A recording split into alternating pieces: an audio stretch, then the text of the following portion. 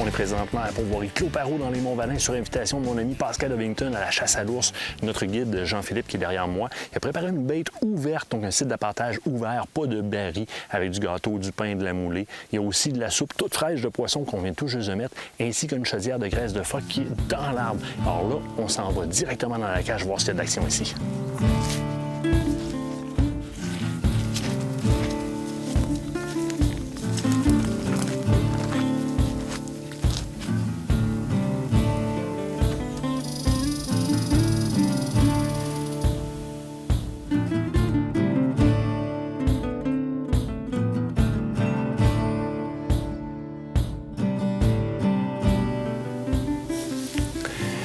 Chose qui fait que beaucoup de chasseurs veulent venir chasser dans la région particulière où est-ce qu'on est présentement. D'ailleurs, on est au Saguenay-Lac-Saint-Jean, plus particulièrement pour voir les Clos-Parrot dans les Monts-Valin.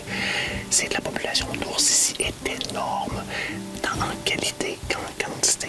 Vous avez des chances ici de tuer de très gros ours. On a vu des traces tout à l'heure qui sont immenses. Et évidemment, on a plusieurs reports d'immenses ours qui ont été collectés dans le secteur. C'est facile à comprendre. Comme vous le savez, c'est la capitale du bleuet. Hein? Ici, un bleuet, une tarte. Il n'y a pas seulement du bleuet au Saguenay-Lac-Saint-Jean, il y a énormément d'autres petits fruits. On est dans un parc ouvert pour les ours. Donc, une grosse population en termes de quantité, mais aussi en termes de qualité. Vous cherchez un endroit pour venir chasser l'ours, vous devez essayer les Monts-Valin.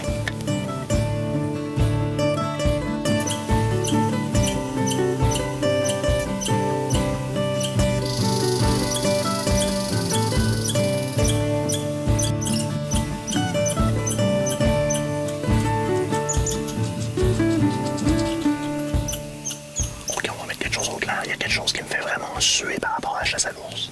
C'est que présentement, je peux sentir le gâteau. Ben, je peux pas aller en chercher. Sérieusement, cet ours-là a actuellement besoin de venir sur ses points de nourriture. La question d'aller chercher de l'énergie, des protéines, de refaire son gras aussi. On est un peu tard, la saison est tardive un peu. Et il n'y a toujours pas de feuilles dans les arbres. Évidemment, il n'y a pas de fruits puisqu'il n'y a pas encore eu floraison. La floraison est à ses débuts, dépendamment des secteurs. Donc, il n'y a pas de source de fibres, il n'y a pas de source de protéines, il n'y a pas de source de sucre. Or, l'ours, à ce moment-là, converge vers les sites d'abattage comme ça pour venir chercher le petit peu d'énergie qui peut venir chercher dans le sucré, le côté gras, le côté protéiné aussi. On met du poisson, on met des trucs comme ça. Mais j'ai vraiment envie de ce gâteau-là. Vraiment, j'en voudrais.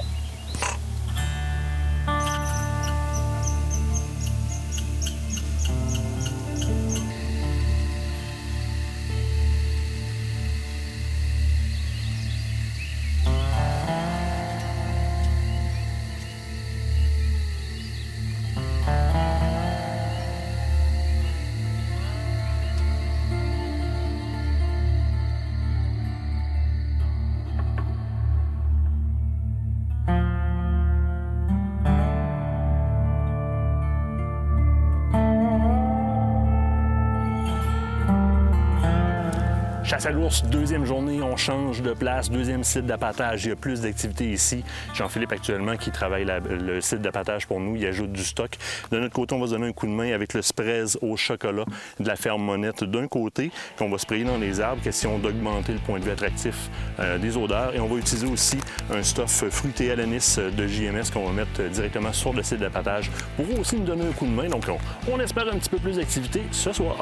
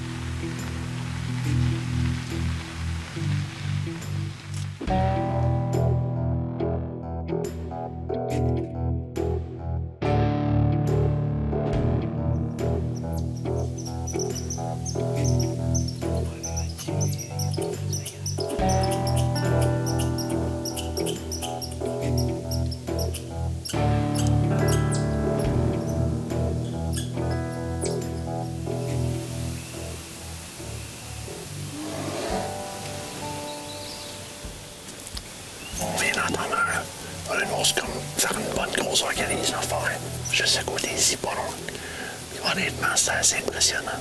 Ce serait dur de penser que c'est un jeune ours, probablement un ours quand même assez gros.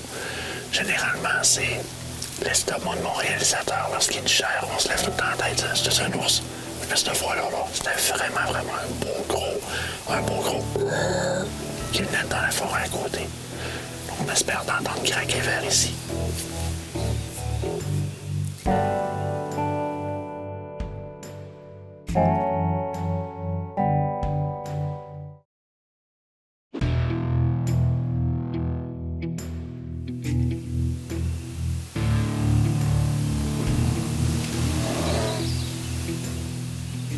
Ça, c'est le bout qui est stressant. Présentement, là, on entend des vocalises d'ours tout autour de nous autres, mais vraiment tout autour de nous autres. Puis on sait qu'il y a des ours qui vont venir sur le site à pâté ce soir, cette nuit probablement. Regardez l'heure.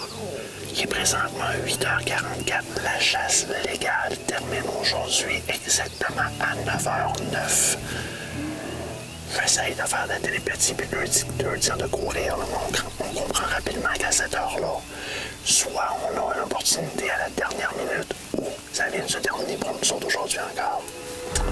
Ça voyage beaucoup de nuit.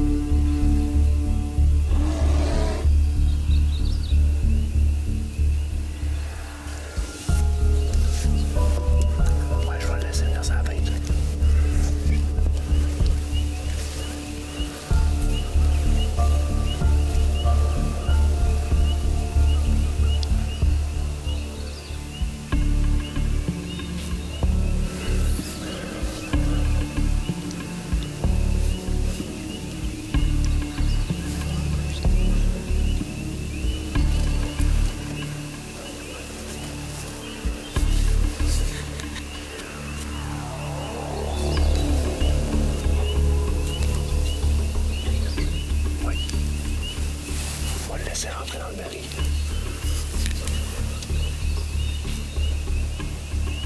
Il est stressé. Il est vraiment stressé.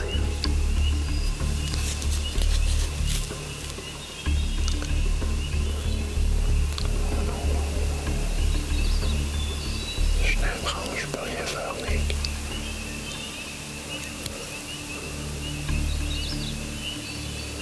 Je peux même pas l'essayer, j'ai trop de tranches.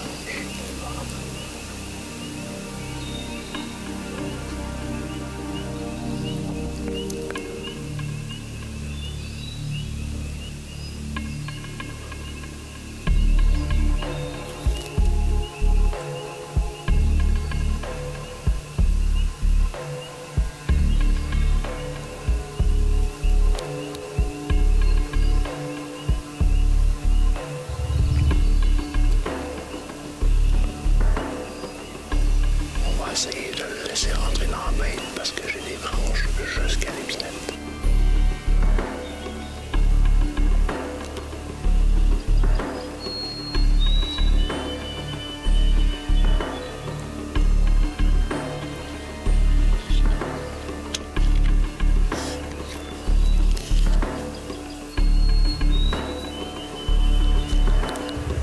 T'es vrai, Nick?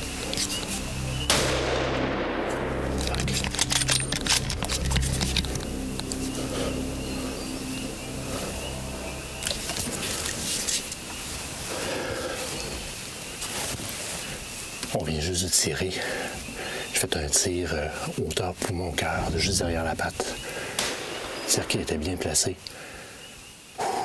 L'ours est remonté sur la pente et remonté sur le chemin. On va attendre juste un petit peu. Je vais avertir notre guide par radio, puis on va aller voir. D'après moi, il est tout prêt. Du moins, je l'espère.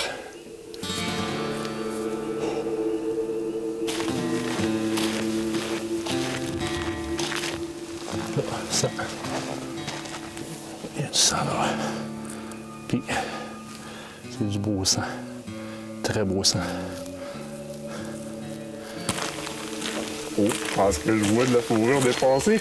Yes! Yes! Je tombais juste à côté. Juste à côté. Oh, il est raide mort. Ce ours-là est raide mort.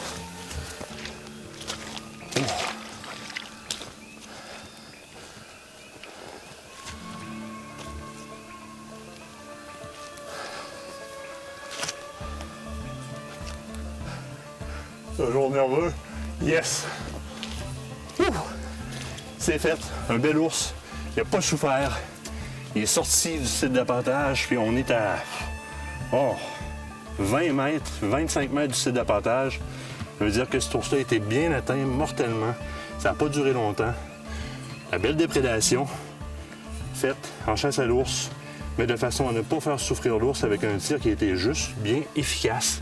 C'est ça que ça donne. Je suis super content. Une carabine bien ajustée, encore une fois, toujours de la bonne pratique. Un bon télescope, malgré qu'on n'a pas besoin d'avoir un gros télescope. La chasse à l'ours, ça le saute bien. C'est facile. C'est une chasse de proximité aussi.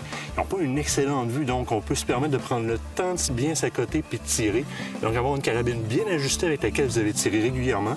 Ma Fierce, je tire avec régulièrement. Je suis en calibre 2,70. Excusez-moi, je reprends mon souffle en même temps. 2,70 WSM. Avec de la munition balistique type faite par Winchester, qui a été très efficace dans mon cas. Télescope, dans mon cas, c'était un RT5XI.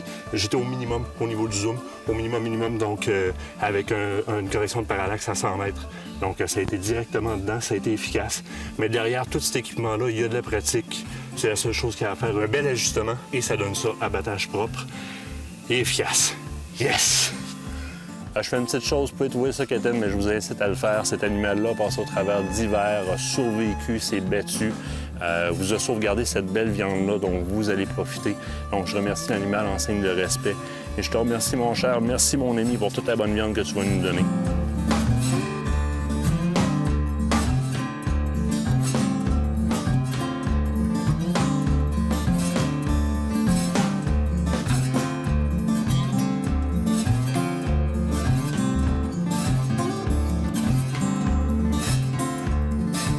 Hey mon Tony, je suis super content de mon séjour au Clos Perreault. On n'a pas trop été de trouble pour toi? Pas du tout. C'est dire qu'on est bienvenus de revenir te voir quand on veut. Vous êtes les bienvenus chez nous. Ça me fait plaisir de vous recevoir. Puis je crois que vous avez eu du plaisir aussi. Oui, bien c'est quoi, on va en profiter si on est capable de revenir parce que, d'un, il faut que je te félicite pour une chose. Première année que tu prends la pourvoirie ici en main, ouais. Avec l'aide évidemment de Pascal Ovington, ça paraît pas. C'est transparent. Ta gang est là, ta gang travaille bien, ta gang est de service, son dadon, ils trippent avec les clients. On a vu des Américains, entre autres, la nourriture. Et en ont-tu parlé de la nourriture? La nourriture à Claire.